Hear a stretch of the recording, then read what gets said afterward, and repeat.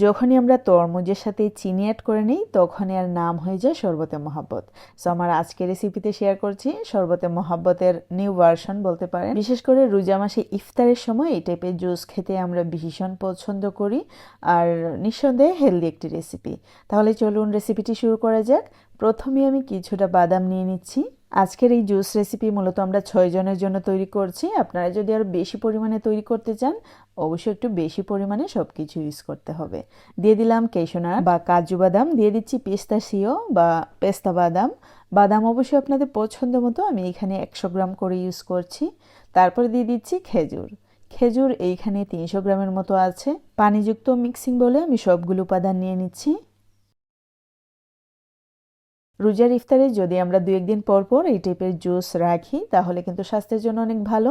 সেই ক্ষেত্রে অবশ্যই আমাদেরকে অন্যান্য খাবারগুলো কমিয়ে খেতে হবে। জানি এই কথা বলেও কোনো কাজ হবে না, কারণ আমাদের সবার স্বভাব মোটামুটি সেমই।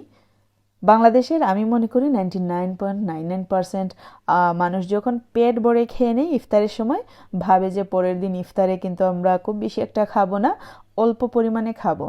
যখন ইফতারের টাইম হয় তখন আসলে টেবিল একদম খালি হয়ে যায়। যাই হোক, দেখতেই পেলেন বাদাম এবং খেজুর আমি কিন্তু ব্লেন্ডার জারে নিয়ে নিলাম। আর নিয়ে নিচ্ছি তরমুজ, দিয়ে দিচ্ছি সামান্য পরিমাণে চিনি। এখানে চিনি আমি কিন্তু খুব কম ইউজ করছি, কারণ সবগুলা ফলই কিন্তু মিষ্টি।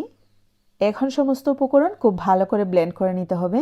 আর তরমুজ কিন্তু আমি বাকিগুলোও ব্লেন্ড করে নেব, কারণ হচ্ছে এই জারে কিন্তু একসাথে জায়গা ধরে নিই। ব্লেন্ড করে নেওয়া হয়ে গেলে নিয়ে নিচ্ছি গ্লাসে জাস্ট পরিবেশনের জন্য।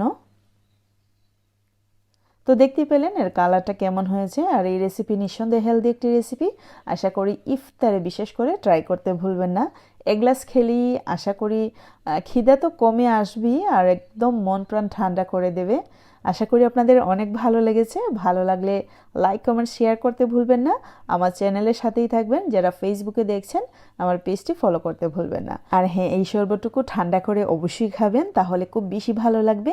C you in the next video. Till then bye, আল্লাহ হাফেজ।